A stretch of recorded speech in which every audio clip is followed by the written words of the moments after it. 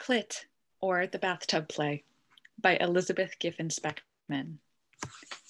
Wave 1, a bare stage, blue light. Ocean sounds, whales, whales. A bathtub with golden clawed feet is rolled on stage center by a chorus of Greeks. In the bathtub sits Clytemnestra. She sinks her head below the surface. Silence. Fade to black. Wave 2, the bathtub sits center. Clytemnestra stands beside it. Behind her, the chorus of Greeks hums softly as she fills the tub, tests the water for temperature.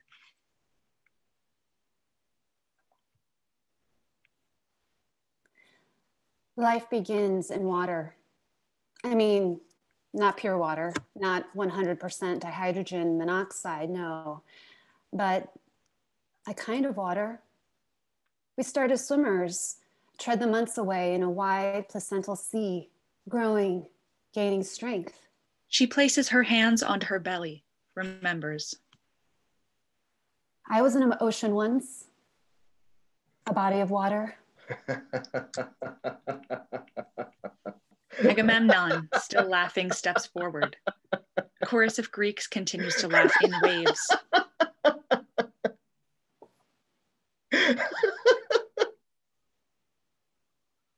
Perhaps death, like life, should begin in water. He stops laughing. The chorus of Greeks stop laughing. Iphigenia climbs into the bath. Clytemnestra begins to shampoo Iphigenia's hair. We hear water. Iphie used to love the bath.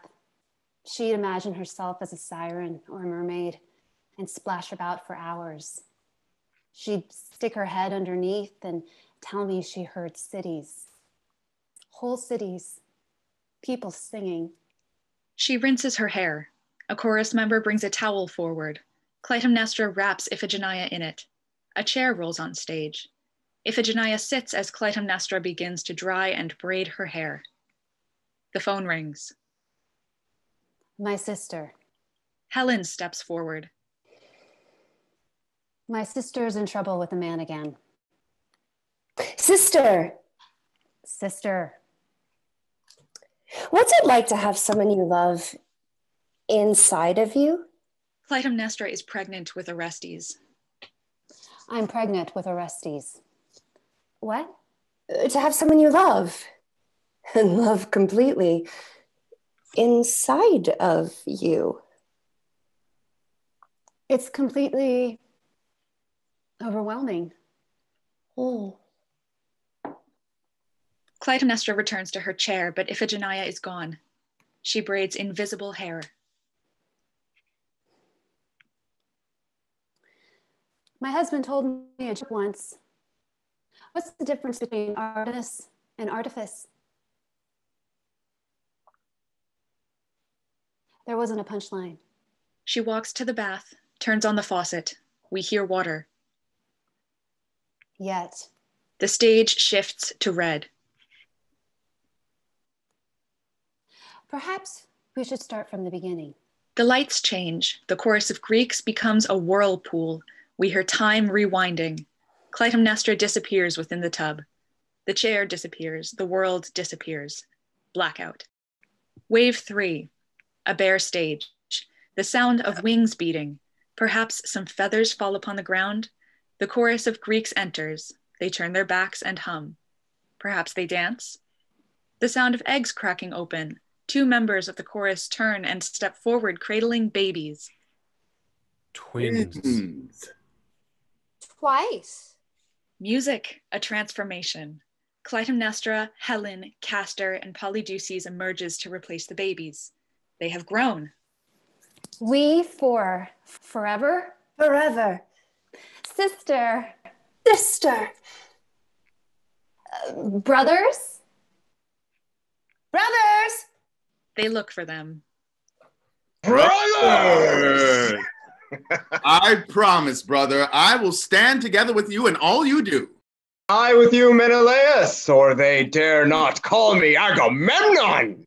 They turn. They see Clytemnestra and Helen. Whoa, sister. Sisters. Agamemnon crosses to Clytemnestra. Helen rushes to Menelaus. I am a king. And I, a king. I am a prize. I am. She is interrupted. The chorus surrounds them in a dual wedding ceremony. It is jovial but chaotic. Flowers, more feathers, music. There is dancing. Clytemnestra seems lost somehow. The ceremony ends. I think on you very often. Very much.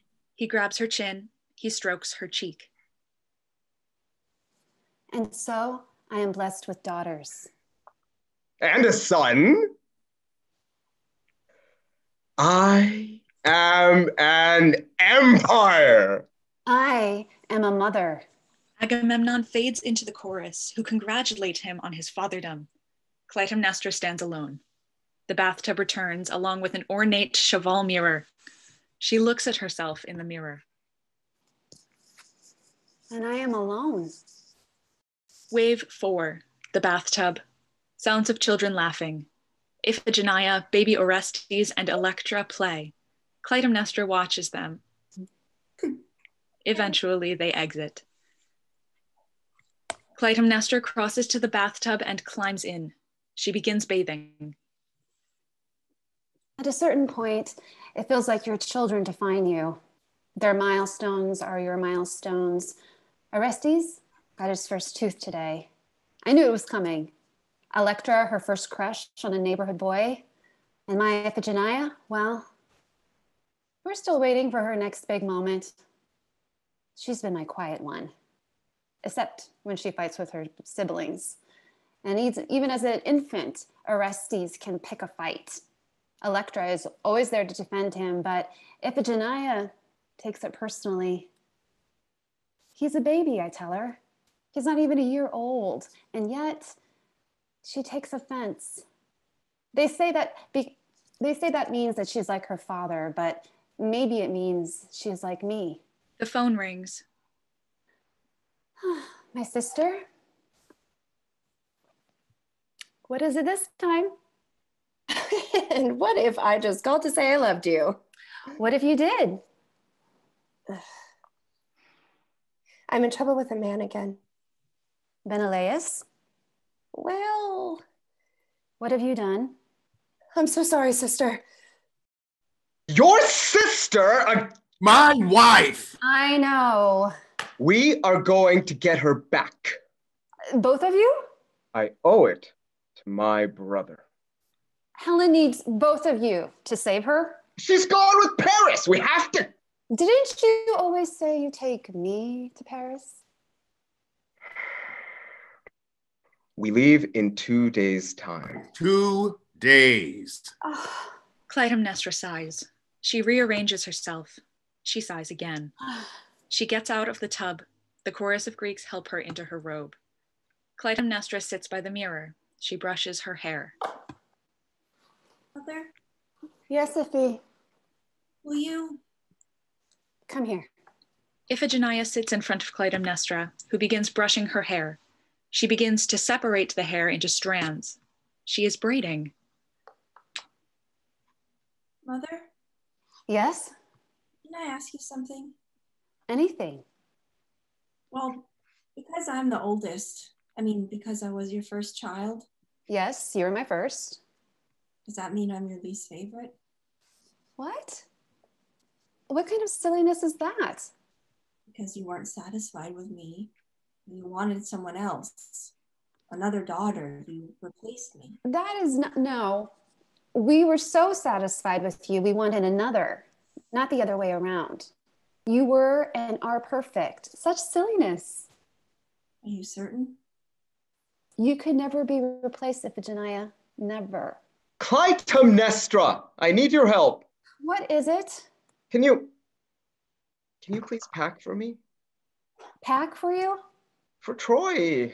You want me to pack for you for war? You always pack for me. I don't know how much of anything to take. Well, I've never been to a war, so I'm not sure if I'm the best person to ask. I'll help you, Daddy. Don't encourage his helplessness. He isn't helpless. He's just a man. Hey now, I'm a king. A king, and a hero you'll be after Troy. When you bring back Auntie Helen, all of Greece will know your name. Not that they already don't. Maybe all of Greece should hear how he can't pack his own suitcase. Hey, is that any way to treat your husband before he goes off? Perhaps never to return again? Daddy, don't say that. Don't say that, Agamemnon. You know I don't want you to even be going off to war. It's for your sister. I didn't. Speaking of... The phone rings. Hello? Sister? Sister. That's what I thought. Come on, Iffy. You can help me pick out socks. I never know how many to... So, how are things? I'm not sure what you mean. I mean, I've been gone for 3 days. Yes, I know. So what's been going on? Well, they're coming for you. They're about to leave, actually. Agamemnon's packing. Good. I mean, it's good, right? That they're coming? It's going to be a war, Helen. You know, I know, but it's good, right?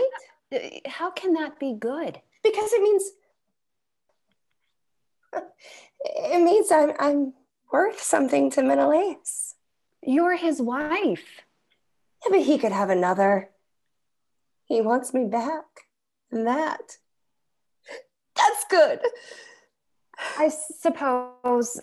Why did you leave in the first place? Because I have spent a lifetime learning that I should eat when I am hungry. And you were hungry? For Paris? For distraction? Yes, something like that. I've got to go. No, sister, Goodbye. Agamemnon re-enters, followed by Iphigenia. He has a suitcase. Electra appears holding baby Orestes. The chorus of Greeks become husbands, wives, daughters, mothers, sons, brothers. They carry suitcases, swords. The families say goodbye. Menelaus enters. He gives a rousing war cry. The men become rowdy, excited.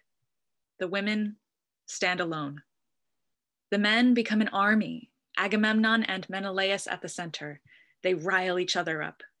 They leave for war. Iphigenia, Electra, baby Orestes, and Clytemnestra hug. Clytemnestra kisses her children. She sends them to bed. As a child in the summer, I used to try to resuscitate sun-baked worms that had been cut into two by my brothers. They told of 2 heads, said that every slice equaled a worm twice decapitated. They said that they would grow anew, grow again. Lies. A head may survive without a tail, but a tail with no head is dead. They were slicing for slicing's sake, experimenting with knives and guts. And no matter how hard I tried, the worms died in dried out mud, dreaming of water, dreaming to be whole again. She returns to the bathroom, to the tub. She gets in.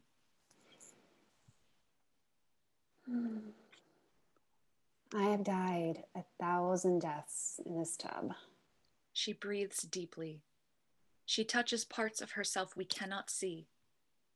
She reveals secrets. Sometimes when I die, it's just a little death. The good kind.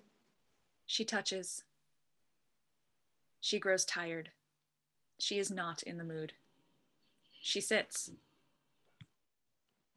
Sometimes, not so good. The phone rings. My sister? The chorus shakes. She waits. They bring her the phone.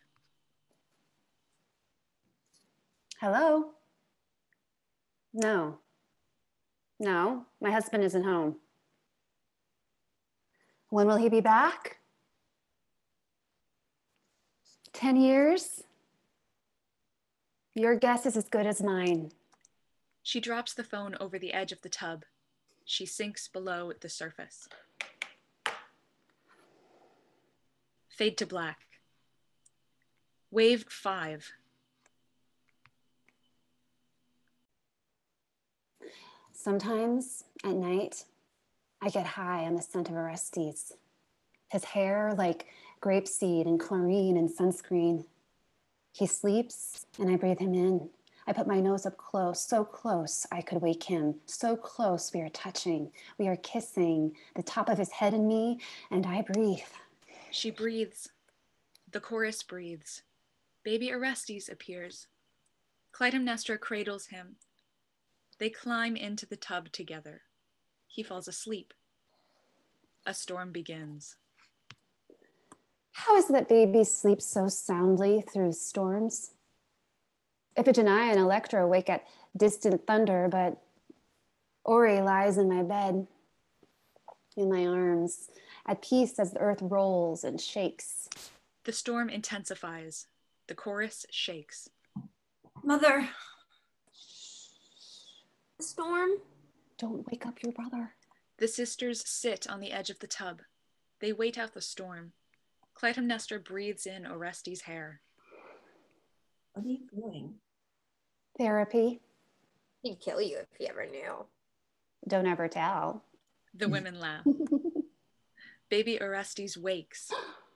The storm dies. The sisters gather up their brother. Good night, my children. The lights. She kisses each of them on the head.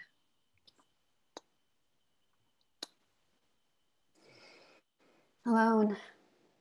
I am myself again. The lights go ultra white. Darkness. Wave 6, an empty stage. The chorus of Greeks are the army of Greeks. Agamemnon steps out. He welcomes them. They are at Aulis. They are about to set sail for Troy. The chorus of Greeks are jovial. They drink, they dance, they test their sails for wind. There is none. They wait. They grow restless, tired, bored. A deer appears. Agamemnon watches the deer. He follows the deer. He hesitates. Brother! Brother, you need me. I have this itch. This itch like there's pepper in my blood, a kind of poison in my blood, and it's all over me. Itches are meant to be scratched. Are they? Or does it only make it worse? Agamemnon draws his sword, looks at the deer. He scratches his back with the sword. Agamemnon follows the deer off stage. The cheval mirror rolls on. Clytemnestra appears. She looks at herself. Aegisthus appears behind her. He places his hand on her waist and kisses her neck. He breathes. Goddess. My sister. No, you. There's no godliness in me. Oh, let the gods be the judge of that. Why are you here? Don't you want me to be?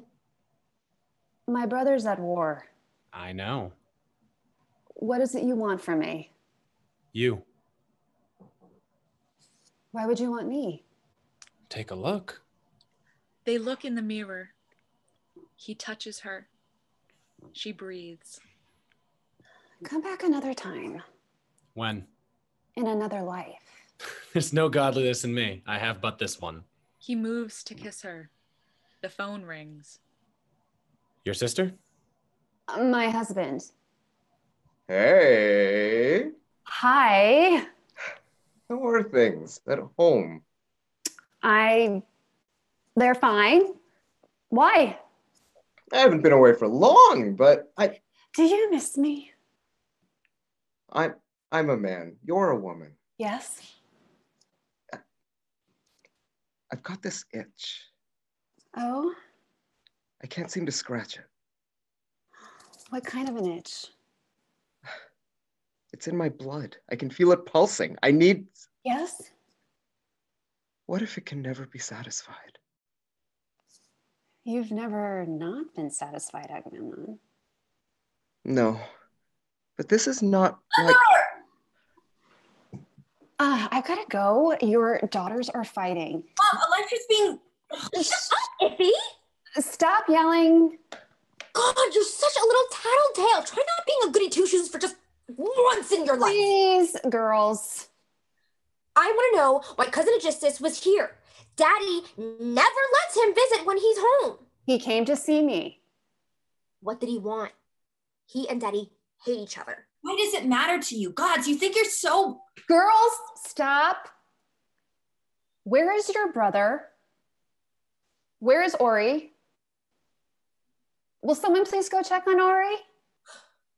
Oh, imagine if his mother checked. Electra. Such a... Enough, out, both of you. This is my space. And Cousin Aegisthus's place too. Iphigenia pinches Electra. Electra pulls Iphigenia's hair. Ow! Mom! Out! Now! I don't want to hear another word.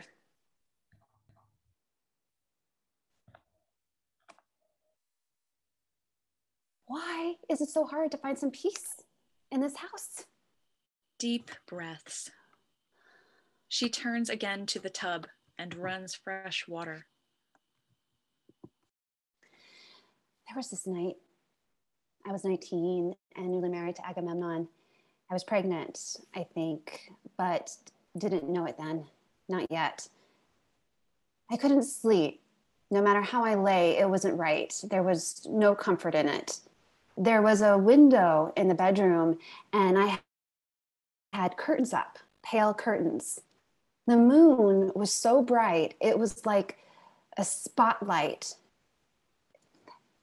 even with the curtains. Not like the kind of spotlight used on stage or in the movies, but like the kind that law enforcement or search and rescue uses. It cut right through the night, but softly somehow. And it found me. It rescued me. I lay there in bed, unable to sleep, and the moon found me, pulled me away. I walked barefoot down a little path. It was one I had seen, but never taken. I didn't know where it led, and I hadn't cared to know until now. The path was sandy and cold, and it turns out was a back way to the lagoon. I reached the beach and stripped naked. The water was cool to the touch, and the boats were knocking into the dock, and I wasn't afraid. I floated, maybe for hours. And then a man found me there, floating. I had never seen him before. Don't know his name. He was leather-skinned and ragged, and the sea was his tub. He had ivory soap in a tightly knit net, and he rubbed himself carefully, starting at the tips of his feet. And he rolled the lather all over his bones and what little folds and crevices he had. He was methodical. He was skinny, skeletal. He rinsed and was gone. He didn't say a word. It was almost like he didn't see me, but I know he saw me. And in that way, it was the first time I felt truly seen. He saw me the way an animal sees, not prey, but it's equal. I was in my space and he was in his. And we both belonged. Both had come to this watering hole. So he let me be. And I let him be. And that was all. She climbs into the tub. Sometimes at night, when the bed creaks beneath me or when I crawl into the tub, I close my eyes and I imagine I'm there again in the water. And I can see the boats rocking and the bright moon and the man. And I can see I can see him see me. I'm 19. I'm that girl again, and I'm at peace. She closes her eyes. She drifts back and forth, in and out of sleep. The lights change. She is dreaming. Iphigenia appears in her dream. Mother, I must go. Daddy called. He needs my help, as always. He said he has a surprise, though, to pay me back for my troubles. I try to tell him it's no trouble, not really, to help him, even though I act like it is. I don't know why I do that. I think it hurts him sometimes.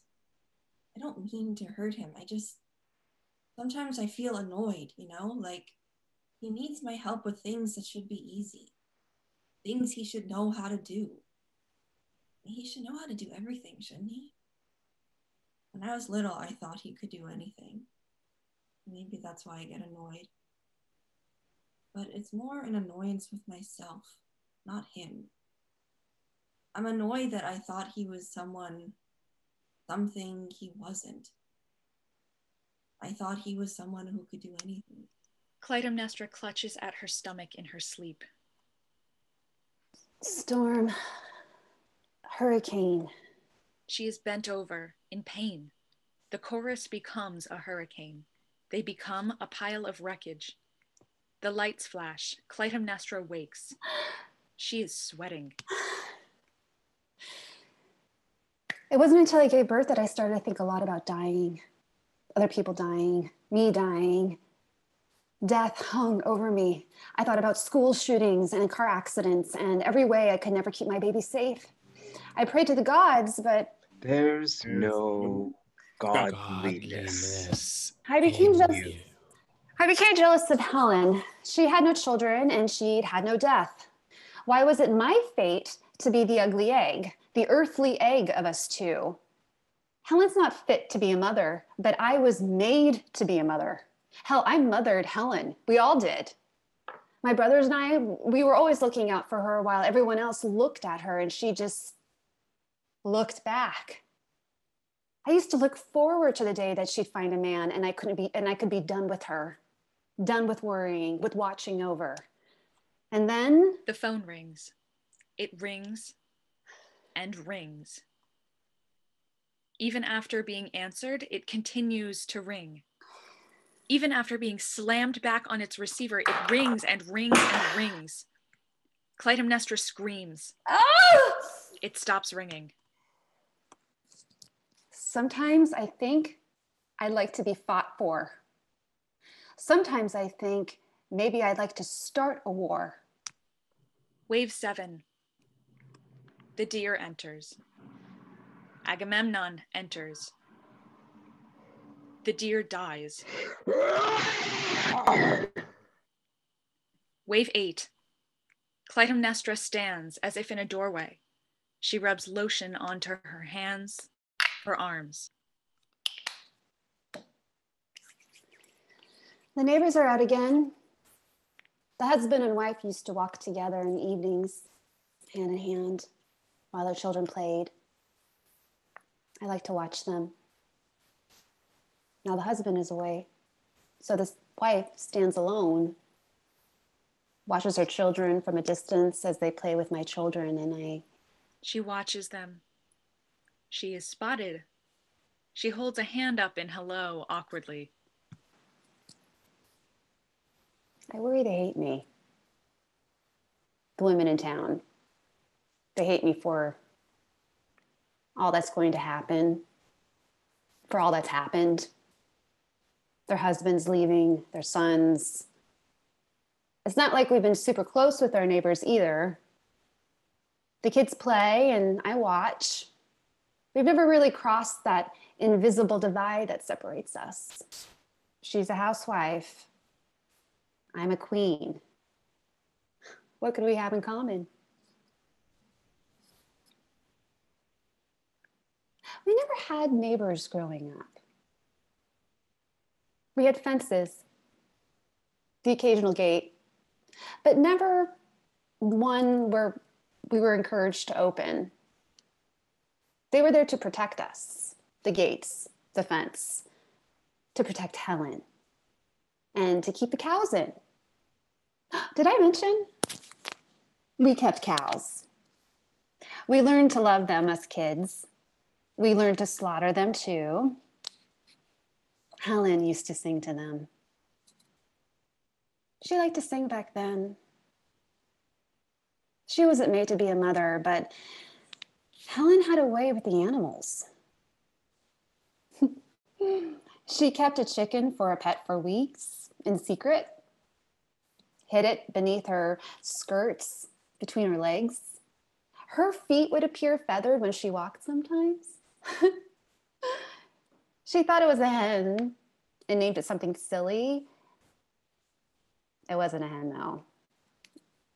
It grew into a mean old cock. It began to wake us every dawn with horrible crowing. Helen tried to keep it quiet, but she couldn't. Daddy slit its throat one morning just before the sun came up, and Helen cried and cried. She refused to change her sheets, slept in blood for weeks until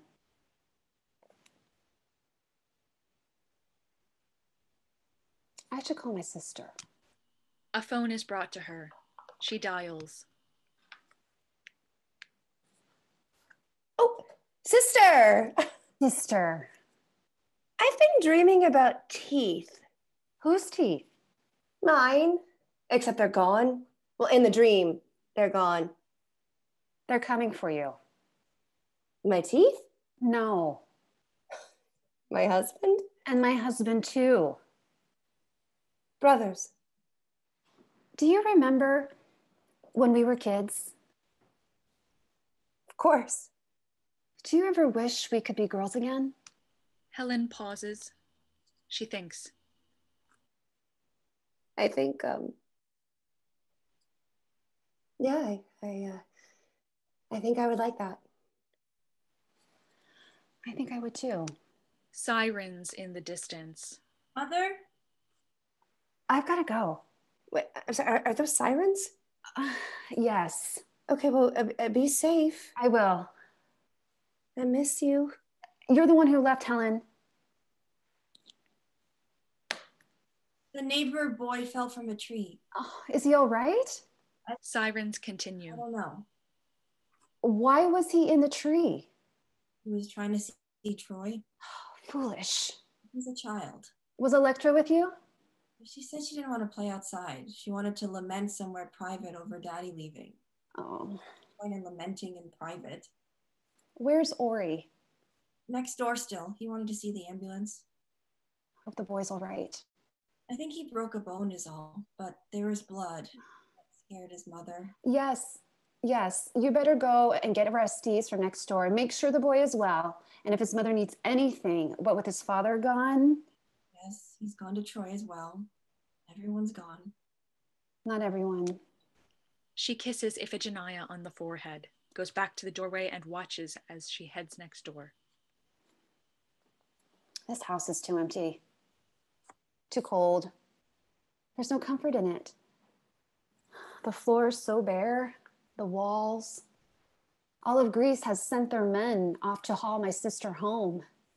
And in their place, grief sits. The head of the table, the beds and the wombs, all of it filled but empty. Orestes? Baby, you gotta come home. Come with Sissy. Iffy, just pick him up. You're gonna have to carry him home. The neighbor is back outside. Is your boy okay? Is your boy your son? I mean, I said, is your son okay? Oh, good. Oh, good. Yes, that's so scary. Yes, to watch him fall. I'm so sorry, but so happy. You're all fine. Yes, we're all fine. Good night. Iphigenia enters carrying toddler Orestes.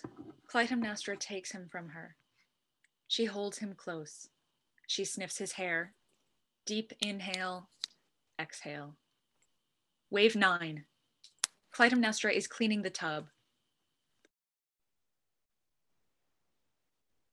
Have you ever had that where you can't get an image out of your head? Not even something that happened, but something that could have happened. Oh, when the boy fell next door,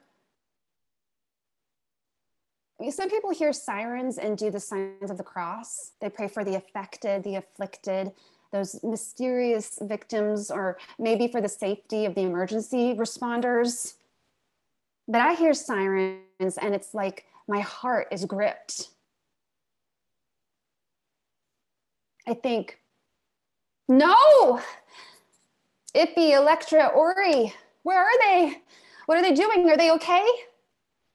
And even after I confirm that no, those sirens aren't for them, we're all safe, I keep hearing sirens in my temples.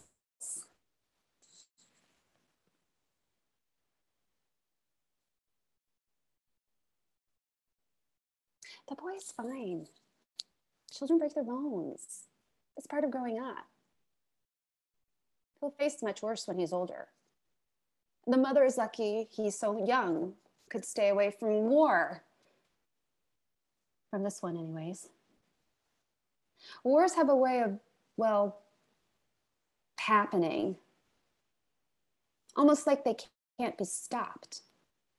No matter how much you may want to avoid them, they come. I think about if it was my children and not just my children or my husband gone. I mean, it's bad enough to lose a husband, but to lose a child? I won't talk of such things. If he was a siren in her bathtub days, splashing about, paddling. She heard cities, she said, whole cities singing. I don't know what that means. What cities? What songs? Every time I try to hear them, I hear a siren in the distance. She freezes. The siren passes. Mother, may I? Come. They hug. Braid my hair? Of course. A chair appears. Iphigenia hums. Well, what song is that? This one I heard in my head. It's beautiful. Thank you. Electra didn't like it. Well, sisters don't always get along, but Electra looks up to you, loves you, even when she doesn't show it. Like you and Auntie Helen? Yes. I miss Father. I don't see why he had to go to Troy. He went to help rescue Auntie Helen. She's the one who decided to leave. She did decide to leave, right? So she doesn't need rescuing. Helen always needs rescuing. I'll never need some man to rescue me. You may change your mind. Not on your life. Men aren't all bad. You're getting older. That doesn't mean I need rescuing. I'm not like Auntie Helen. I'm like you. The phone rings. I'll get it. She does. It's Daddy! He wants me to go with him. He says there's a big surprise. Wait, just me? Not Electra too? Clytemnestra relives her dream. She clutches at her stomach. Let me talk to him. Agamemnon. Clytemnestra. What is it you want with Iphigenia? Well, it's a surprise. It's difficult to explain over the phone. That's why I asked her to come visit me. I'm sending for her. Aren't you at war? I'm at Aulis. We haven't had favorable seas yet. Well, she isn't coming. Not alone. If she comes, I come. Electra, Orestes, all of us. That's not necessary. They shouldn't be here. What do you want with a teenage girl alone in an army camp? It's not something I can easily... I just need Iphigenia to come to Aulis. That's all. Uh-huh. Well, that's not going to cut it.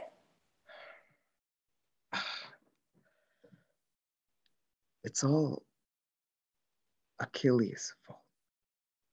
Achilles? Achilles? Wait, what about Achilles? What about Achilles? He's demanding a bride before war. Says he can't pledge his ships until I pledge something to him. So tell him no. I mean, who does he think he is? He's an incredible warrior. And our daughter is a princess. So our daughter is a child. I'm not a child, I'm 17. Well, she is my child, and as her father, I will... No, she is my child, and as her mother, I say she is staying here. She is staying home. Don't be difficult, Clytemnestra. All of Greece is making sacrifices for Helen. I'm not Helen. I never asked Greece to... Enough!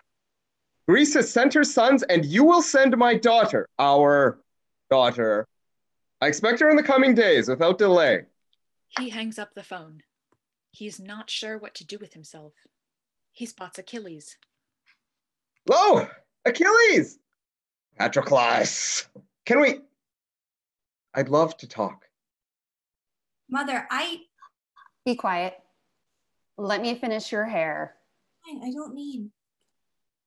Come here. She sits. Clytemnestra braids. You're angry. Why don't you want me to go with him? A feeling.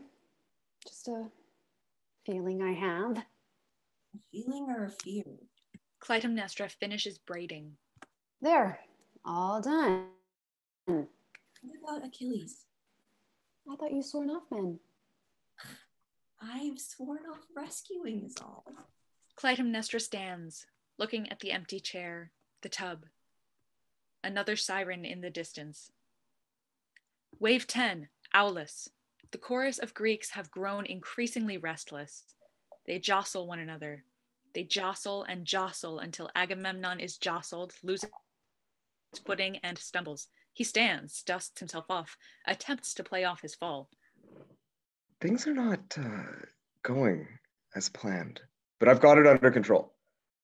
I've promised them we'll have favorable winds, favorable seas, and we will. If we don't, they're going to hold me accountable. So I've got to procure them. Brother, the men are talking. They're saying terrible things. None of this is my fault. I killed a deer. Fuck deer. Men kill deer all the time. Mount them to their walls, decorate their halls with antlers. So what? This one was special? You killed a deer in the sacred grove of Artemis. It was her deer. Does Artemis not have other deer? Why should my daughter pay the price of... And yet Artemis asks, do you not have other daughters? We have a brother, you cannot be seriously considering... It's not fair! A deer! A damn itch! Iphigenia is in Argos. We are in Aulis. You simply cannot accomplish it. Artemis will have to be satiated another way. I called them. What? I called them. You called who? I called Iphigenia. Brother! And I told her I had a surprise, that I needed her to come to Aulis. And what did she say? Clytemnestra said she wouldn't send her. Good. So I told Clytemnestra that Achilles said he wouldn't sail until he had a bride. You would tell such a lie? What husband hasn't lied to his wife to get something he needs? If Iphigenia isn't brought here for a sacrifice, then the men will kill me. Me, dead. You are a king. They're general. They would dare not. Exactly. I'm a king, a leader. I told them I'd procure us better winds, and so I must, or else. We must consult the gods. There is no godliness in me. How can I question the will of Artemis? You dare question your gods? You know me. I love war as much as the next man, but even I find Artemis unreasonable in this instance. Let us consult. There is no time to consult, brother. Iphigenia and Clytemnestra are on their way. On pretense! Whose side are you on, brother? Yours, brother, but Clytemnestra is not happy. If I had $1 for every time Clytemnestra wasn't happy, I've been a good husband. Has she told you that? No, of course not. I bet there's a part of her still pining for her high school sweetheart. I took care of him. And then I took care of her. Took care of her all these years. Let her do what she wants. Go ahead. Buy the nice carpets. Treat yourself. Get yourself the stupid clawfoot tub. She's never heard the word no. I've blessed her with children. I've made her a mother, a queen. But now, mark my words, I'll be the bad guy. I must talk to the men. Need not. No, I should. He watches the chorus of Greeks. He laughs loudly. The chorus of Greeks turns. My friends, I have such news as you would die to hear. He is engulfed by the chorus of Greeks. Clytemnestra in the tub. Electra enters, carrying a sleeping Orestes. Mother! Not now. Mom, I'm gonna be late. Ori's asleep and I need someone else to watch him. I'm in the bath, Electra. I can see that. I'm supposed to go to the movies and if he won't take him, so I can get ready. Every time I try to put him down, he wakes up and it gets all fussy. So I was hoping. A minute. Okay, but I said a minute, Electra. I'll be on in a minute. Tell Iffy she needs to help out. She's too busy going on and on about Achilles wants her. Like, that makes her better than me. Like, that makes her daddy's favorite. Electra, she's excited. It's understandable. You've had crushes. Not dumb ones. Who cares about Achilles? Look, if I was older, Enough. You're going to wake Orestes. I'm going to be late. Tell Iffy to help. She doesn't listen to me. Tell her I said so. Now, please, I just want a few minutes. Don't we all? Excuse me? Nothing. I tell them not to bother me when I'm in the tub. This is my me time. And yet, they still fill it. Whether they're barging in or not, they fill up my me time. My thoughts are always with them. I feel guilty for not being in here, for wanting time for myself. Orestes is my son. My daughters shouldn't have to sacrifice their freedoms to take care of him. They're still young. They shouldn't have to feel tied down.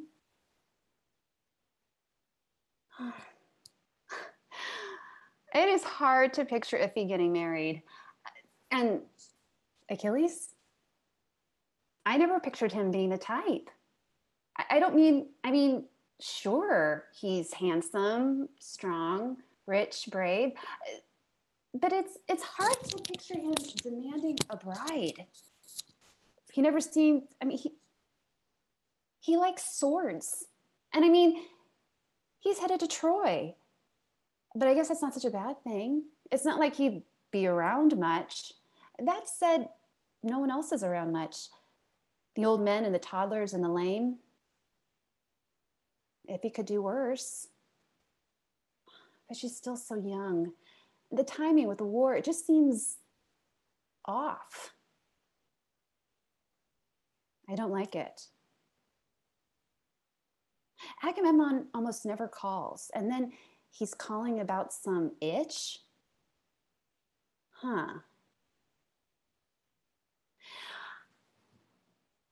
Maybe he needs a little bit of a feminine touch. Scratch. Maybe this whole Iffy thing is just a ruse. Maybe he's too embarrassed to say he needs his wife. Wants me to visit. He knows I'd never send Iphigenia alone, so by demanding that she comes, he's in fact demanding I come. I hate to admit it, but the thought of them all camped out among the men and missing me as well feels good. And it's not like I've been entirely content with him gone. I could have my fair share of itchiness too. The phone rings. The chorus is not present to give her the phone. She struggles to get a towel on and get the phone. Hello? Sister. Yeah, Helen, hi. Are you busy? I was in the bath. Oh, What is it? I'm sorry. It's fine, I said.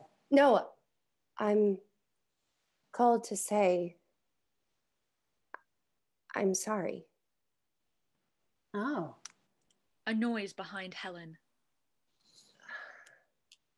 What's going on there? Oh, nothing, just Paris. Paris. Mhm. And how is he? Oh, he's good. That's not what I meant. Okay, he's doing fine. Is he ready for the wrath of Sparta and all of Grace to come banging down on his door? He should be. Well, he's not worried, but I am a little. Oh. I don't know, I've not been feeling myself lately. I've been tired and nauseated. And That's too bad. I worry that maybe I'm. Agamemnon said Achilles wants to marry Iphie. Achilles? Oh, iffy. Really? Okay, well, what brought that about? Who knows? I told him no, but we'll probably head to Aulis in the morning. They're still at Alice? Yes. Well, what have they been doing? Shouldn't you be glad they aren't further? It's giving you more playtime with your new puppy. Okay, I'm not playing Clytemnestra. What is it you're doing? I don't have much of a choice. Really? He was going to take me whether I wanted him to or not. But you did want him to, right? You were hungry, I thought. Wanted something delicious, so all is okay, isn't it?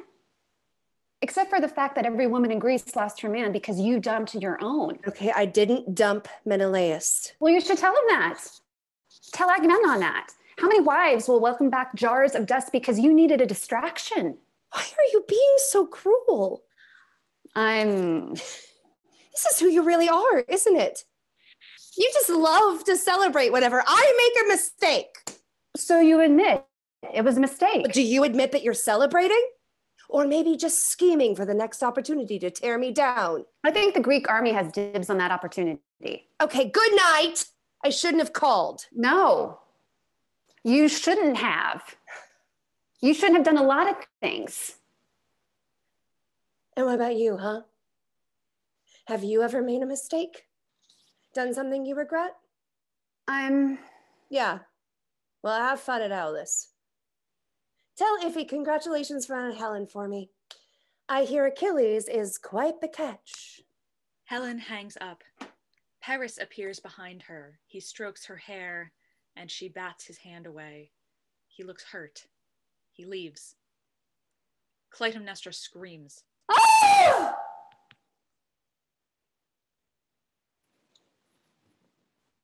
This is all because of her. All of it. Everything is always about Helen. If it wasn't for her, Agamemnon would be here at home where he belongs. But no, Helen had to get herself abducted, like always. Oh, there's a reason this latest stint with Paris feels familiar. When we were kids, like 10, we used to go to the mall sometimes after school. And this one day, we were all at the food court, and Helen said she was headed for the piercing pagoda. She liked to peek in and watch the women get their ears pierced. I hated it. The looks on their faces as they anticipated the needle. But Helen found it fascinating. First the prick, and then the blood, but always ending in a jewel or a precious gold or silver hoops. A happy ending, beauty out of the butchery. Anyway, this one day, Helen ran ahead of us, my brothers and I. I made Castor buy me an ice cream, and we were eating it when Polydeuces got a feeling. He and Castor took off, leaving me with my cone dripping down my leg. And by the time I caught up with them, they were out in the parking lot. There was a van. They ran at it, went crazy, banging on its sides. The doors open, and out popped Helen. She followed a man. He had told her he had a puppy for her. She went willingly. Castor and Polydeuces beat him up, of course, kicked and punched as best as they could. They got some good licks in before he got them out of the van and drove off. And later that night, they snuck out and found his house, set fire to the van and stole the dog he tempted Helen with, brought it home for her to take care of. She was an old dog. He had lied about her being a puppy. Helen named her and loved her and didn't seem bothered by the incident again. It was after that the boys left home. And then, of course, we met other boys, other brothers. And then Helen got abducted again. And so, yet again, more men leave to fight for her, to rescue. As if I'm not even here. As if I don't even exist.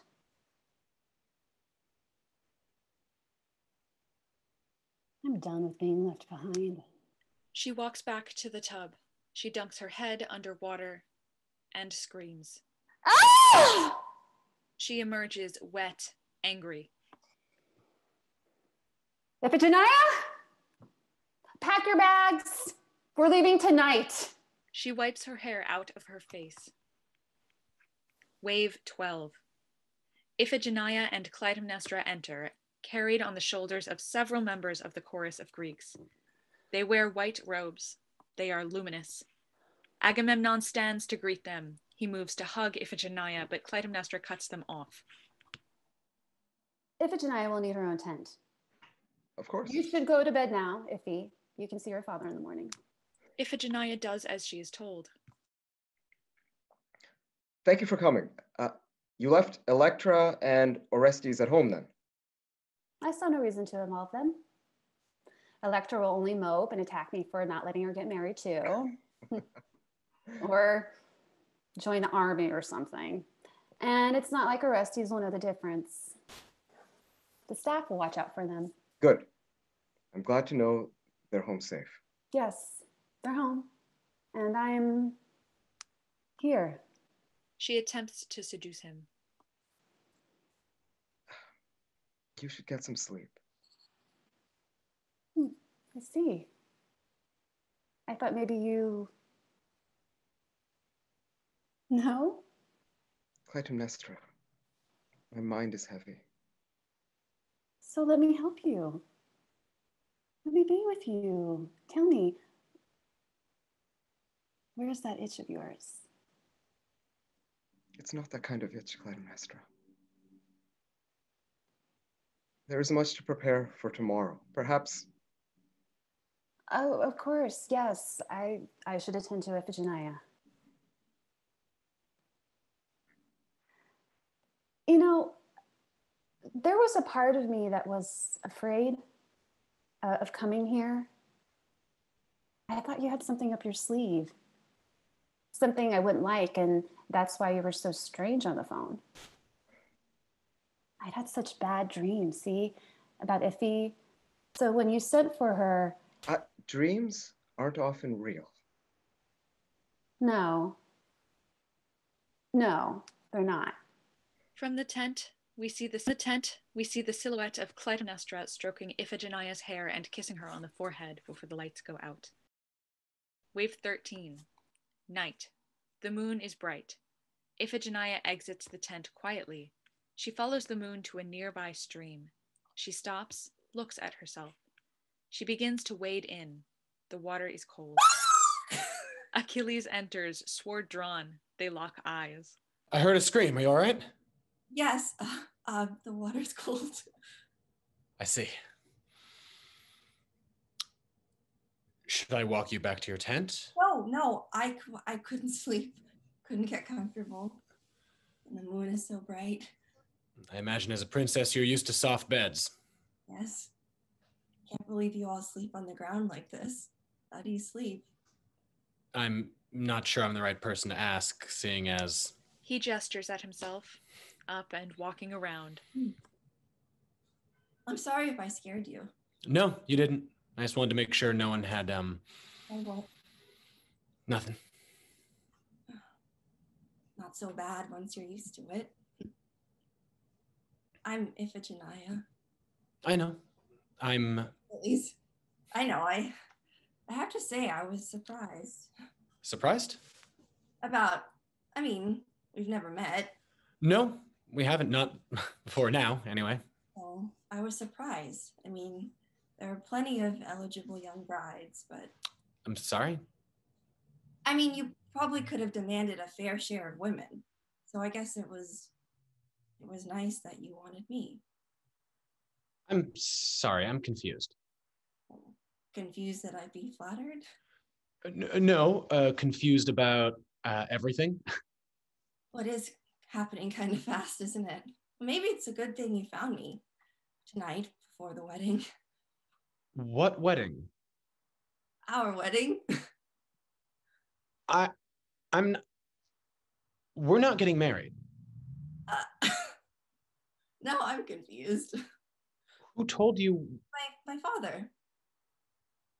Oh, I think. I'm sorry. I feel really dumb right now. No, it's okay. Please don't. But I feel as if I should warn you. Warn me. The men, the rest of camp, they've been talking of sacrifice. Sacrifice? Yes. Okay. They say your father means to kill you. What? I didn't. What? I didn't want to believe it myself, but when I heard your scream, that's why I came running in. My father kill me. Artemis won't let us sail until... No, you wouldn't sail until I married you. You said you demanded a bride. You were giving so much for Greece for my father and uncle that you were owed. No, I didn't say that. I don't believe you. Please calm down. Don't come near me. I don't know you. Clytemnestra exits the tent and rushes to Iphigenia. What's going on? Wait, are you Achilles? My queen? Achilles said he never asked to marry me. But he did. Agamemnon told me. Daddy wants to kill me as a sacrifice. My queen, let me... I don't believe you. She feels Iphigenia's forehead. Are you well? No, I'm not well. Achilles said... Queen Clytemnestra. Enough. I will settle this. She exits to get Agamemnon. Iphigenia, I don't know how to... Clytemnestra returns with Agamemnon. Shit. Daddy, Achilles said he never asked to marry me. What is he talking about? Tell him what you told me. Iffy, sweetie, it's late. Why don't you go to bed and we can... He wanted to kill me. No, I don't want to kill you. Well, that settles it. I could never want to kill my own daughter. Of course not. Agamemnon, please, let's discuss this. I won't have you sacrifice my... Agamemnon, I want you to tell me what is exactly that is going on here. It's hard to explain. Clytemnestra clutches her stomach. Clytemnestra, are you all right? Listen, if you and Iffy leave Aulis now... There's no time. The men know. It's the talk of all the camp. The men are drunk. They shouldn't wait for another couple of hours. You're awake? We're all awake, aren't we? Agamemnon, you tell me right this minute what is going on. I killed a deer. A deer. From Artemis's sacred grove. One of her deer.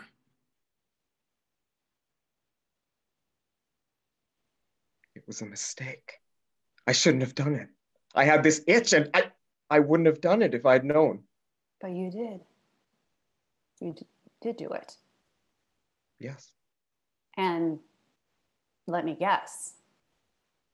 The goddess wants a life in return. Yes. So you pledge your daughter? Is that it? She demanded it! Mother. I knew it. Iphigenia, we are leaving. I'll help you. Brother! Brother, you know I will stand by you with all you do. Except this, except war for your wife. He's not worth it. Helen is not. She is not worth this. There, see, Agamemnon? Forget Helen. Let her live her life. Let her make her mistakes. She doesn't need you. Look around. You have your own wife, your child. Agamemnon, you trade her life for Helen's? I made a pledge. We made a pledge. Menelaus, I gave my word. I would understand. I would forgive you. The men know. Achilles said so himself. They know of the sacrifice. Artemis made sure of that. Odysseus made sure of that. And only because you told him of it. You told Odysseus? I cannot have you do this for me. I don't want it. It's no longer about you or what you want. Have you looked around? Thousands of men, and they want revenge. They want gore. It's not about that whore of yours any longer. So it's about me. Iphigenia, they'll kill me. They're going to kill me. So you would kill your daughter to save your own skin? And yours. They'd slit your throat without a second thought, Clytemnestra. Sail back to Argos, burn our home, kill Electra and Orestes. My entire empire would be gone, destroyed. Iphigenia, we are leaving. You can't. Agamemnon, the men, they're waking. My queen, I can lead you out. I can't. The chorus of Greeks as the army enter. They stalk the group. They are gnashing their teeth and their swords. Daddy, I'm scared. Iphigenia, come here. Menelaus and Achilles attempt to shield the women and ward off the men. Iphigenia tries to get to Clytemnestra but is trapped. They look like hungry animals, Daddy. Menelaus and Achilles are pushed aside. They cannot hold the army back. They try but continually fail. The sun begins to rise. Dawn. A new day, brother. Agamemnon, do something. Clytemnestra reaches at Iphigenia, holds her. My friends, I promised I could procure us better winds, that we could soon set sail and quench our thirsts for blood. One of the chorus members grabs at Iphigenia. She screams. Her clothes are ripped. Other members tear more of her clothes away. Clytemnestra is pulled away. Achilles goes to protect her. Iphigenia! Come here, Iphie! He grabs her and shields her. The chorus of Greeks roar. They raise their swords to descend on Agamemnon and Iphigenia both. A swordsman cuts her braid off. Oh, gods! Agamemnon raises his own sword. Come with me. He ushers her off, closely pursued by the chorus of Greeks. Agamemnon, please. A slice. Cheers from the chorus of Greeks. They are satiated. They are bloodthirsty. They are ready for war. Ready for Troy. They continue to slice and roar and carry the bloody, ripped clothes of Iphigenia. No!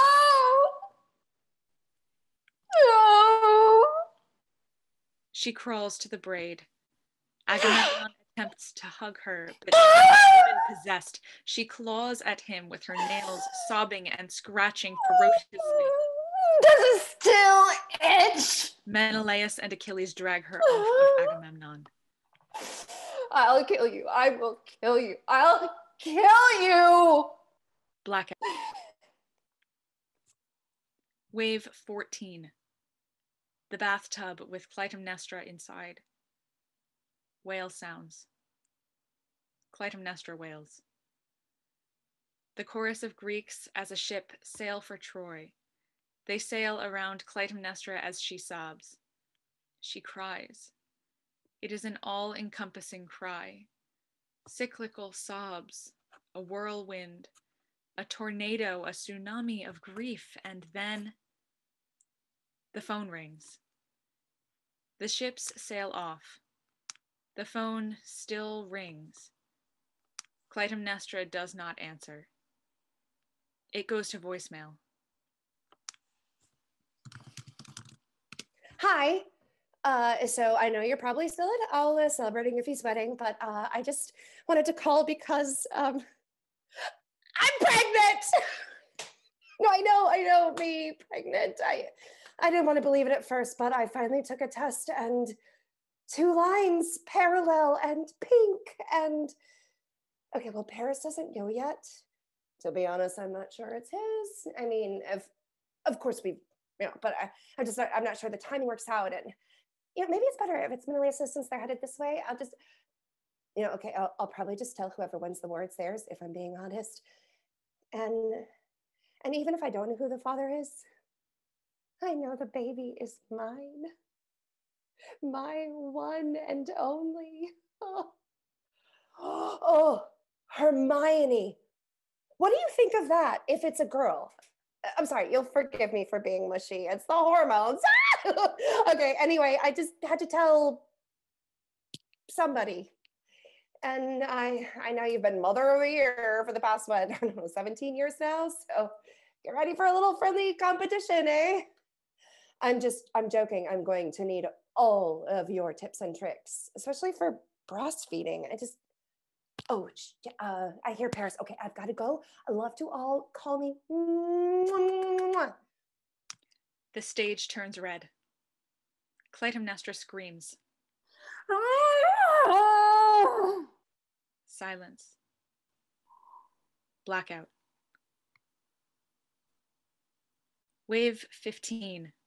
Time passes. We hear clocks ticking. The chorus of Greeks reaches Troy. The Trojan War. Clytemnestra bathes. She does her nails. Helen gives birth to Hermione. Clytemnestra weeps. Aegisthus visits. She rejects him. Orestes, older now, rides a bike. Clytemnestra braids Electra's hair. Electra thinks it hurts, yanks her hair away. The war continues. Aegisthus visits again. They flirt. He leaves. Clytemnestra sends Orestes and Electra to school, handing lunch boxes and backpacks and car keys to Electra. Paris shoots a poisoned arrow. Achilles dies. Helen calls Clytemnestra, but she never answers. Aegisthus brings Clytemnestra flowers. She accepts them. Orestes plays Little League. Aegisthus and Clytemnestra share an ice cream. Helen calls again. Nothing. Clytemnestra and Electra fight. Electra goes to a party. She smokes a cigarette. Orestes goes to Boy Scout camp. Electra takes prom pictures. Aegisthus kisses Clytemnestra. They dance. Electra graduates high school. She leaves for college. Paris dies. Helen calls, no answer. Troy falls. Clytemnestra stands alone. Alone. A phone rings in the distance.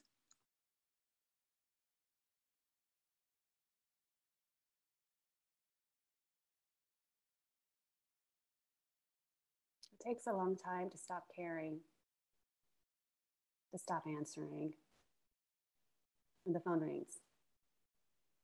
You feel this pull, like you're required to pick it up, like it's your duty, but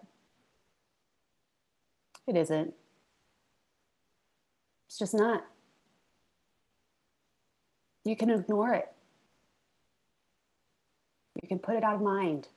You can... Clytemnestra reacts as the phone begins to ring again, closer. It rings and rings. She answers. What?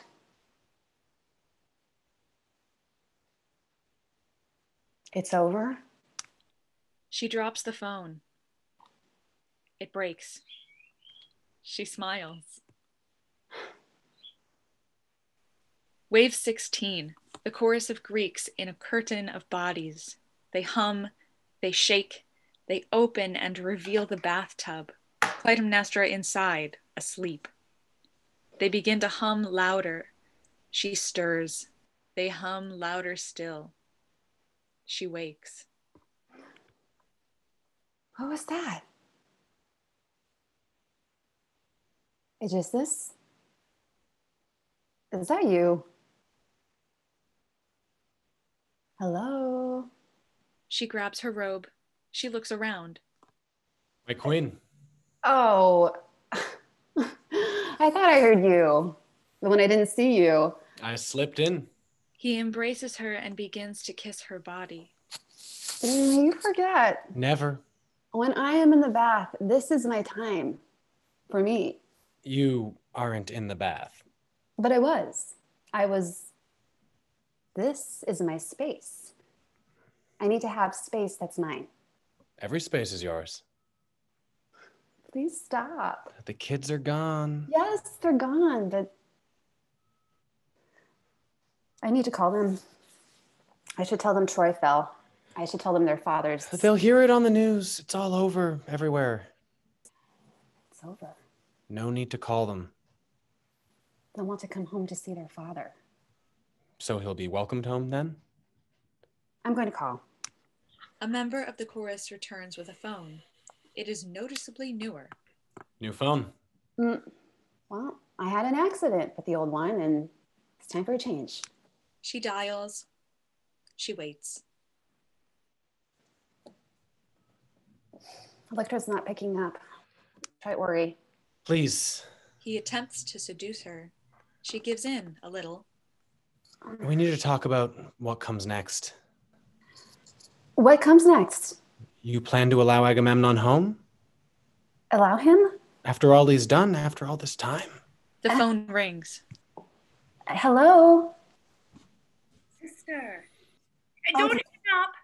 Oh. Aegisthus hangs close, listening. Sister. Thought you'd given that up. It's over.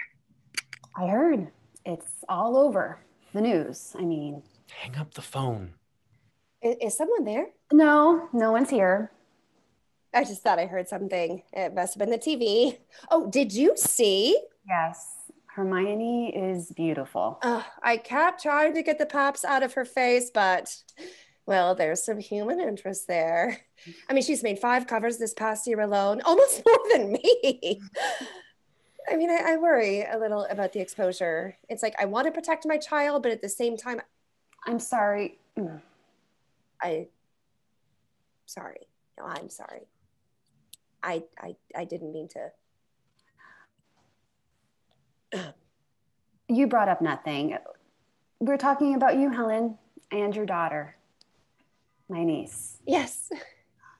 She'll be so excited to meet you and her cousins. I mean, how are they? Are they excited? Agamemnon's coming home, a victorious hero? They're away. Away? Electra got an apartment near her university. She wanted to be more independent. Yeah, that sounds like Electra. But, Ori? Orestes was lonely at home, so we found a good boarding school for him. Plenty of boys his age, good teachers. He's safe there, happy. Have you been alone for 10 years? No, of course not.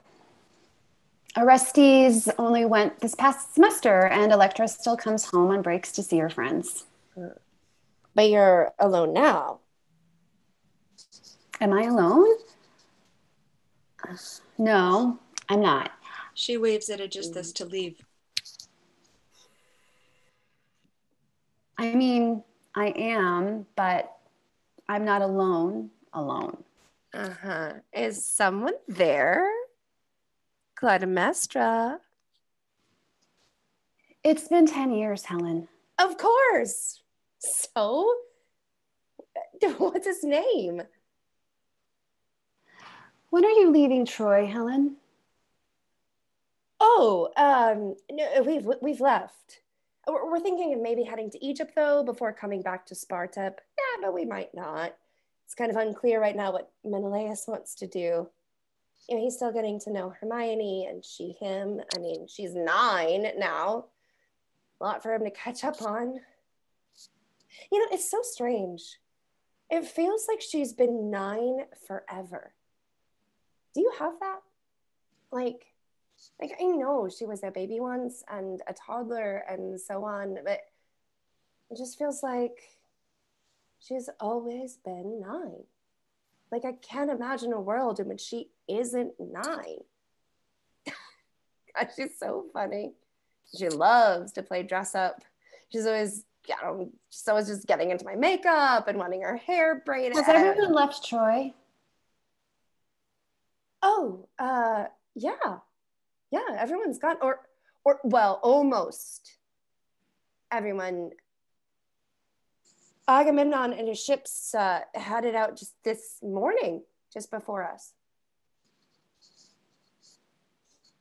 I should start preparing for him, I guess, for his arrival. Did he cart off plenty of plunder? Do I need to start drawing up new drawing room plans to accommodate the alien spoils of war? Fuck no. Well, yeah, it looked like he was taking some stuff back with him. And I'm sure some of it's for you. Why do you sound so weird? I don't. Yes, you do. No. It's fine. Whatever he's got, you've got room. I mean, you got 3 empty bedrooms with the kids gone. I'm sorry, I didn't mean to. You never mean to be mean, Helen. You never mean anything. Okay, that's not what I wanted to. Not what you wanted? Oh, God's forbid Helen doesn't get what she wants for once. You should be happy the war is over. Happy? You think I should be happy? Everyone should be happy. Oh. She clutches at her stomach. Are you okay, sister? No, I'm not okay. There's a hole where my womb used to be.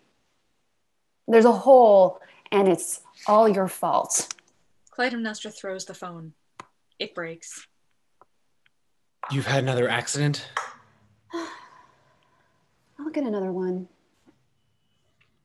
Clytemnestra, for the first time, gets fully dressed. She is dressed to kill. It is one of the first times we have seen her not in a nightgown, robe, or in the bath. She appears powerful, transformed, and transfixed on something in the distance. As she speaks, the chorus of Greeks transform into the returning ships. The Acropoli are welcoming back their living. Warriors, heroes, men.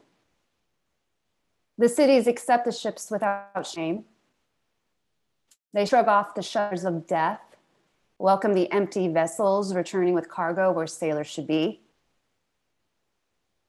They see past it. So the ships with their masts come into the harbor. The cities, the women are arduous, open their arms, their legs. I think of all that's been lost.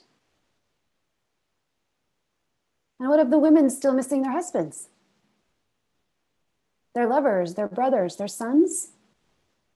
How can they stand it? How can they see the celebration around them? The great return. How can they stomach the gold and treasures and the oohing and eyeing, knowing all that's been lost? All that's missing? Oh, how they all piss on the memories of them. The memories of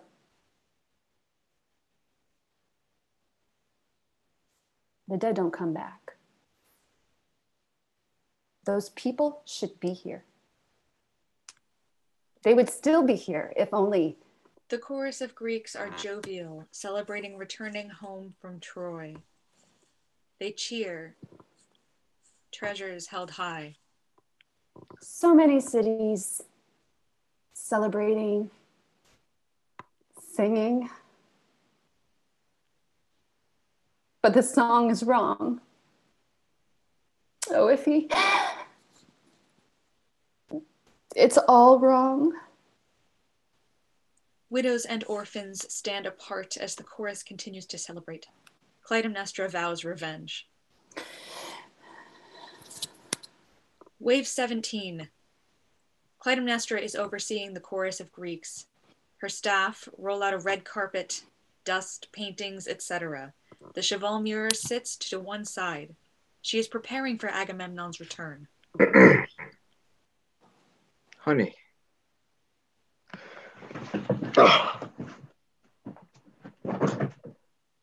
I'm home. Clytemnestra spots Cassandra, who looks identical to Iphigenia except has different hair. Iffy? Yes. I brought you a servant from Troy. This is Iphigenia. Her name is Cassandra. She doesn't talk much. Where did you... Look, it's just how wars go. It's been 10 years and well, you know. Plus, the boat ride can get lonely. She'll be a hard worker. She can help you around the house, you know, do all the stuff you don't want to do. Dishes or the carpets. She can vacuum. It's like having one of those Roombas you kind of wanted, except human. Well, aren't you going to say anything? I've been gone for 10 years. Clytemnestra. I'm home. What is your name? I told you her name. I'm not talking to you. She doesn't speak. She doesn't or can't. Is there a difference? What is your name? Cassandra is wild-eyed with fear. Clytemnestra grabs Iphigenia's braid from a box and goes towards Cassandra with it. She holds it up to head in front of the cheval-murer. Cassandra screams. There's evil in this house! Agamemnon motions to the chorus of Greeks. They lead Cassandra out. A long trip, she'll be fine. He looks at Clytemnestra. She avoids his gaze. He walks to the mirror and looks at himself. Look how much I've changed. You've changed. So many grays about my face. Scars. Scars. You haven't touched me. You like to be touched? You haven't touched me in 10 years. Has someone been touching you, Clytemnestra? You blush. Don't bluster. Who's been in my bed while I've been away? You dare ask me? I think I have a right to know. I keep my own company, and any other company I keep is my business. This is my house. You've been gone 10 years. Fighting for you. For me. For Greece, for our honor. Your sister was... I am not my sister. You're telling me. Excuse me? Nothing. It's been a long day. A long 10 years. I'm tired. I'm hungry. An attempt to proposition. She rebuffs him. Oh. He tries again. Again, she turns away. You turn me away. What is it you want? You dare ask me what I want? Clytemnestra! You haven't seen me in a decade, aren't you? I'm a hero. Yes, a hero. I'm a king. And your husband. Yes. Who's been here in my absence? I demand to know. You demand? Stop this! Stop this just questioning me! Questioning you? There! You did it again! Stop with it! Just talk to me! You want me to talk to you? What is it you want me to say? If you aren't wanting me, then I can tell you're satisfied, and I demand to know by who. Did you not bring back a concubine? I brought back a servant for you. No. Did you or did you not bring a girl?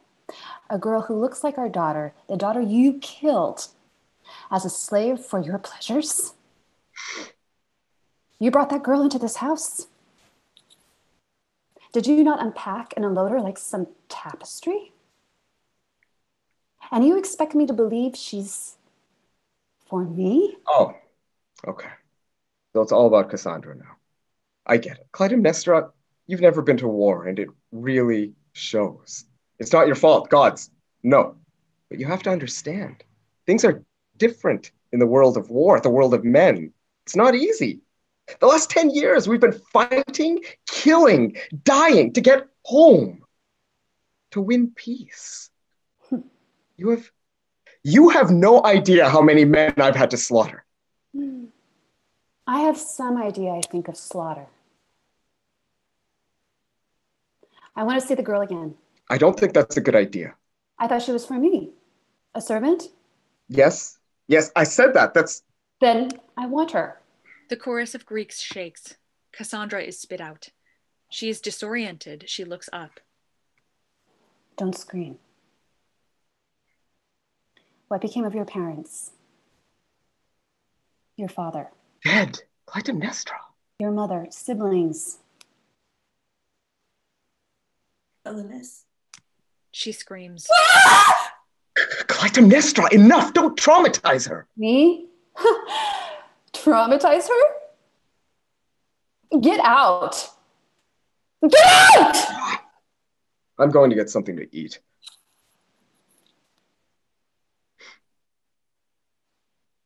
There's leftovers in the fridge. I must say, I expected my return home worthy of more of a banquet than leftovers. I didn't know you'd be home so soon. Why do I have trouble believing that? I don't know, Agamemnon. Why do you? Clytemnestra approaches Cassandra. She touches her head tentatively. Cassandra flinches. You don't have to be afraid. Don't kill me. Why would I kill you? You're going to kill me. You're going to kill me, I know it. You're filthy. She claps her hands. The chorus of Greeks brings the bathtub forward. Clytemnestra draws a bath and begins to prepare to bathe Cassandra. Drown. Drowning waves. Let me wash you. Watch. You've got to watch my back. I'll wash your back. No. I've got to leave. I'm going to die. You're hysterical. What has he done to you? There is death in this house. Yes, the house of Atreus. You're going to kill me. You're going to... She stares into the tub. What is it you see? I see. Yes? Cities. You're a seer. You're a prophetess. No. No one believes me. I believe you. You're going to kill... No, I won't. You're going to kill him. How could you? Cassandra stares.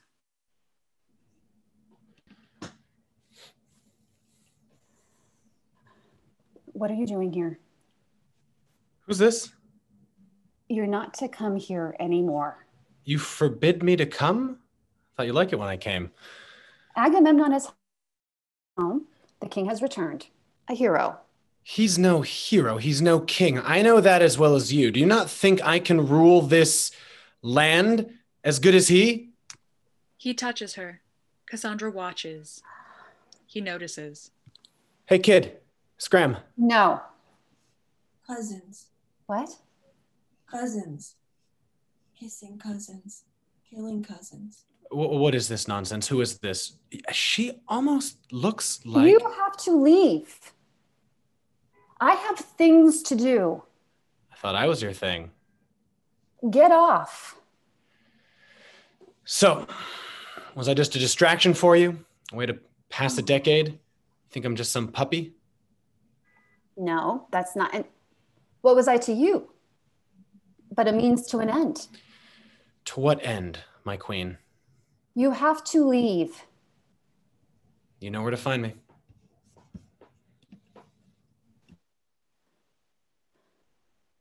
You said you sought cities. Do you hear, can you hear anything? Maybe Maybe you hear singing? There's cities of people singing. I need to know if you can. Please. Corpses don't sing. The stage turns red. You see corpses? Cities of Death. Yes. Can you see someone who looks like... Yes. You're going to kill me. No, I don't. You're going to kill me, and you should. Why would I kill you? Why wouldn't you? You are alone. You are scared. You're lost. My brothers. Your family. My brother took your sister. What? My brother took. Helen? No. Helen is my twin. My brother Paris took your twin. Helen and I aren't 4 children, 1 mother. 2 fathers. Paris is dead. Yes. Hector is dead. My brothers, all of them. My daughter. Dead. My lover's sister killed your daughter. No. Twins. Apollo, my lover. Artemis, his twin. Artemis did not kill my daughter. No. No. My husband did.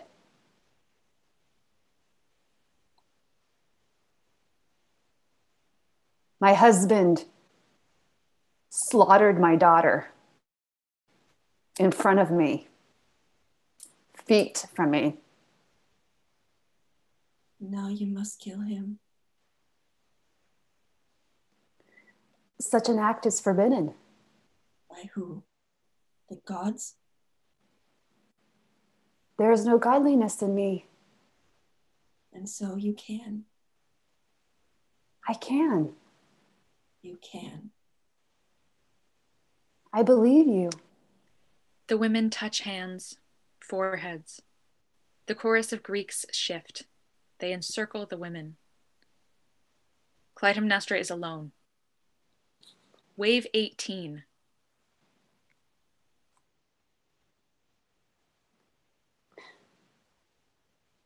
I focus on imperfections. I always have. We had painters come to the palace once, and they were painting several days, transforming rooms to fresh white. This is when the kids were little, before Orestes. And now I think of it, I don't know what it made us choose white. I think we wanted some sense of cleanliness, of order, something with clean lines that wasn't dirty diapers and spit-stained bibs and laundry piles to heavens. But anyway, the painters packed up all of their gear and got paid and headed on their way. And on first inspection, they'd done a wonderful job. But a day or two later, in the master bathroom, there were these vaulted ceilings. I noticed it. Painter's tape. Bright blue. Still stuck on the ceiling. A small line that didn't peel away.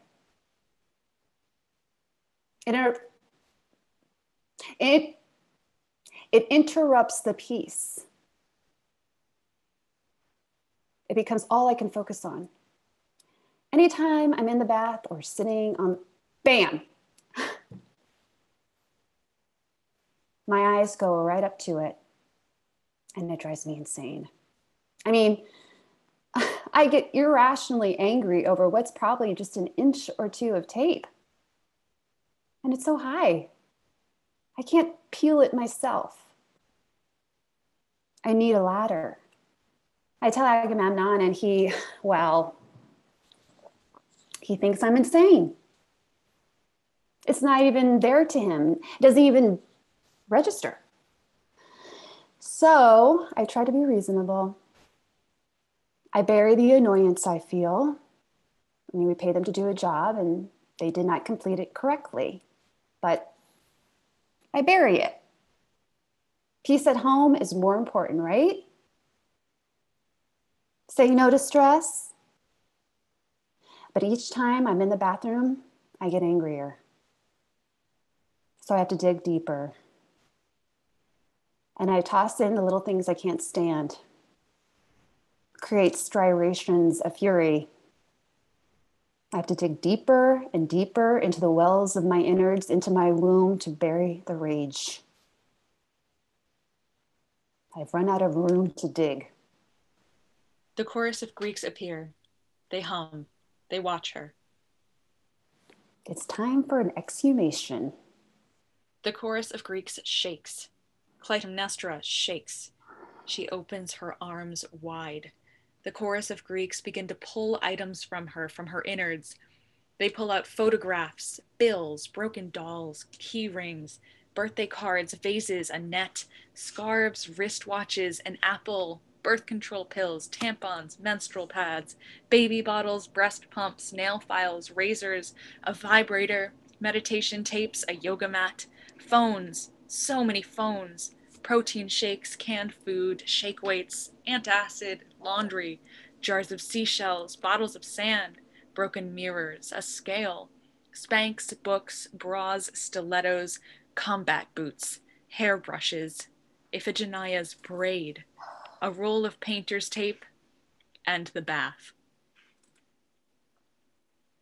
Wave 19. Knock, knock. What is all this shit? Hey, listen, I'm sorry about earlier. I shouldn't have just dumped Cass on you like that. I think you're right. She's a little traumatized. And you probably are too. You know, with what happened. Owless. I know it's been 10 years, but But what? I want to be us again. You know? I want to be king and queen. I don't want to deal with all of the baggage of the past. Is it baggage? All right. All right, look, I can see I interrupted you. You were in here reorganizing. I get that. And there's some great stuff from Troy downstairs. You should use some of it up here. Spice things up. He tries to touch her again. She turns away. Don't be so hard on me. Clytemnestra, you need to lighten up. I've got it. Okay. Listen to this. What's the difference between Artemis and artifice? Please leave. The bath is my space. This is my time. So I'm reclaiming what's mine. 10 years without you. You owe me. I owe you? Come on. Let me undress you. No. No. Let me. I'll wash you. Yes. Yes. You get in the tub. Okay. Oh, hey, this is nice. I can see why you like this. Clytemnestra pulls out an eye mask. Agamemnon likes what the mask suggests. To help you relax. She puts it over his eyes. He kisses her. She rubs his shoulders. She pulls out the painter's tape. Hey, now, He what's hears it. with... Hey. Agamemnon is excited. She begins to tape his hands together above his head. See, I knew you had it in you to be a little... Clytemnestra covers his mouth with the painter's tape. She massages him further. She begins to pile the objects from her innards on top of him. He struggles. He tries to take the tape off. He is weighed down. More objects. He struggles. The chorus of Greeks enter and begin to help pile the objects on him. He cannot break the tape. He cannot scream. Clytemnestra pulls out Iphigenia's braid. She strangles him. He dies. The chorus of Greeks shakes. They lift Clytemnestra up. She crowd surfs. The chorus of Greeks are cities. They sing. She finally, truly hears them. Blackout. End of play.